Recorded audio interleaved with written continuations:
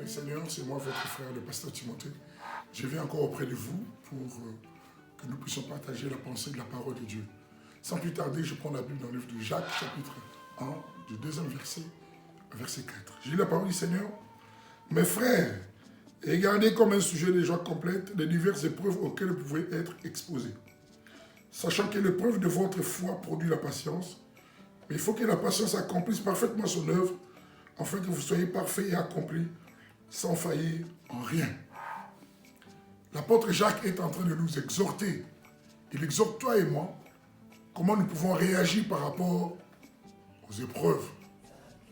Et dans sa lettre, il est en train de nous exhorter de prendre les épreuves comme étant un sujet de joie. Si vous regardez, les épreuves sont des difficultés qu'on peut endurer, des problèmes inattendus qui peuvent nous arriver. Mais il nous dit de prendre ces épreuves-là, de les considérer avec joie, de les prendre avec joie. C'est-à-dire de les prendre avec la philosophie de Dieu, c'est-à-dire avec la vision de Dieu.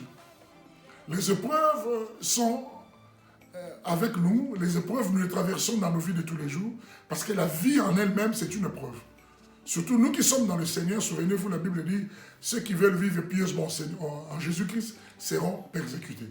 Il y a des épreuves qui sévissent le monde. Même nous les chrétiens, nous ne sommes pas écartés, parce que les épreuves font partie de notre vie. Et l'apôtre est en train de nous exhorter de prendre cela avec joie, de traverser ces épreuves avec joie. Vous savez bien aimé, nous sommes rentrés, je signale bien, dans cette année 2020. C'est une année de triomphe et d'épanouissement. Ça, nous devons le garder au-dedans de nous. Mais plusieurs n'ont pas vu, nous n'avons pas vu cette épreuve que nous sommes en train d'endurer maintenant. Il y a des pandémies, il y a des épidémies. Parfois d'autres ont vu, mais plusieurs n'ont pas vu cela. Mais cela ne veut pas dire que Dieu aussi est surpris. Non. Dieu n'est pas surpris par rapport à ce qui arrive. Dieu est au contrôle de toutes choses parce qu'il est au-dessus de toutes choses, il voit tout. Il est l'omniscient. Il n'est pas surpris, mais nous sommes surpris. J'ai raison la parole du Seigneur qui dit, ce qui est caché est à Dieu, ce qui est révélé est à nous. Mais si Dieu révèle quelque chose, c'est-à-dire il veut que nous puissions y participer dans cela.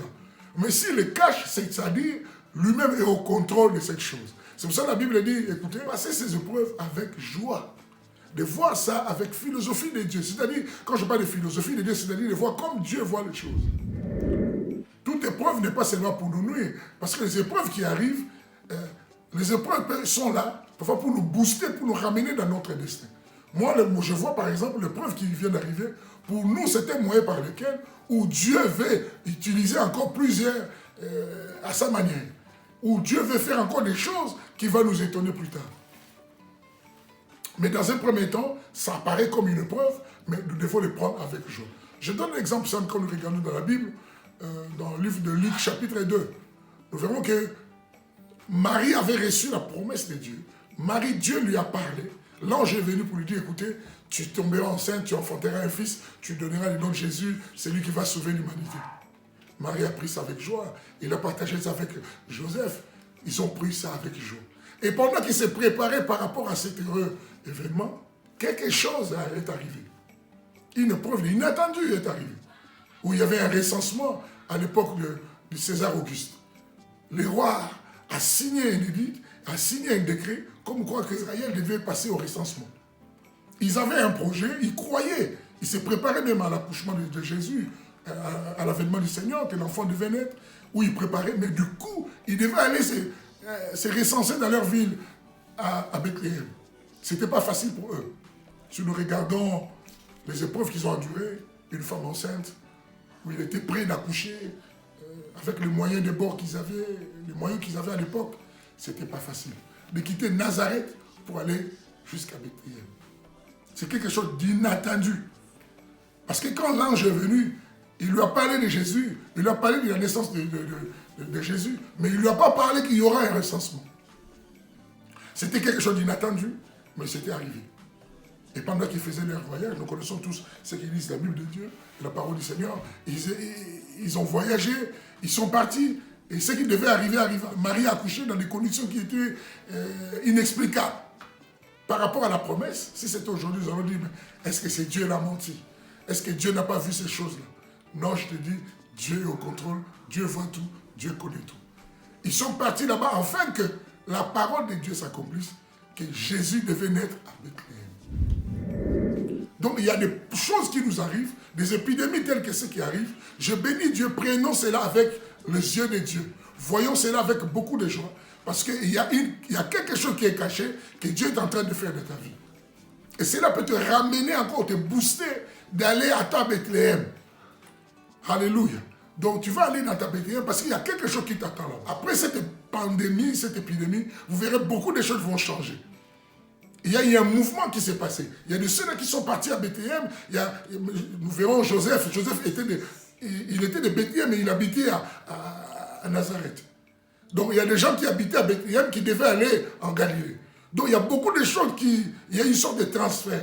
Et pendant ces temps, moi je te dis, pendant ces temps que nous sommes en train de passer, il y a beaucoup de transferts qui vont se faire. Il y a beaucoup de choses qui vont bouger, il y a beaucoup de choses qui vont changer. Donc les épreuves, pour nous, il faut les prendre avec joie. Vous remarquerez parfois que demain, hier, parfois tu te plaisais dans le puits de Jacob, comme la Samaritaine. Et elle se plaisait dans le puits de Jacob, mais ces moments-là, ça serait un moment béni pour toi, où tu ne dois plus compter sur le puits de Jacob. Un puits de Jacob, je peux dire entre guillemets, ça peut être une église locale.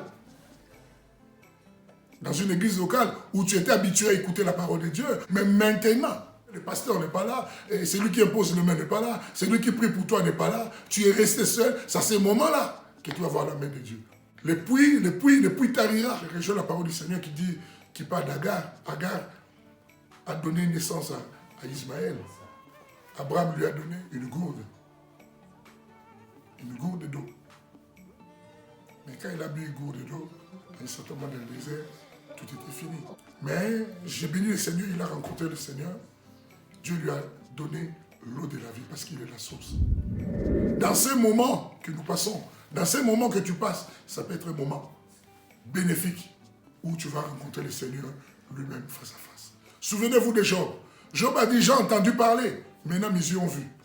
Dans ces moments, nous sommes en train de traverser. Regarde bien, il y a une main de Dieu qui est quelque part. La main de Dieu est quelque part. Moi, je le vois, j'ai un cœur serein, un cœur calme, parce que je sais qu'il est au contrôle de toutes choses.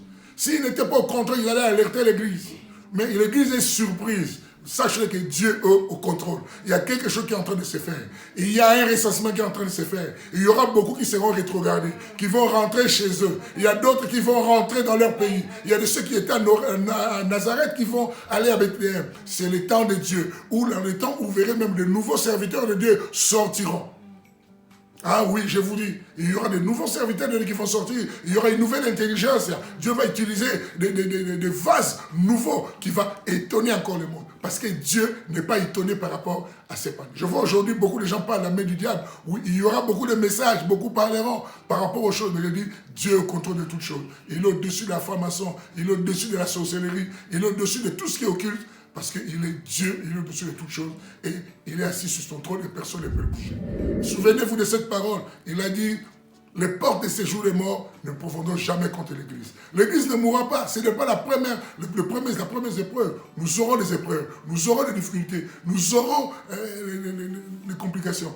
Mais l'Église ne mourra pas. Parce que nous sommes bâtis sur le rocher qui est Jésus-Christ. Je te dis, mon frère, toi qui m'écoutes la parole, qui écoutes cette parole, médite.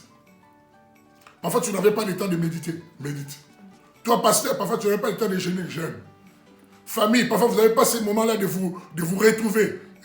Voilà l'occasion qui nous est donnée où nous allons nous retrouver, comme on a parlé sur le couple complice, où nous allons nous retrouver avec nos enfants, avec nos familles. Nous allons nous retrouver et vous verrez beaucoup de choses vont changer.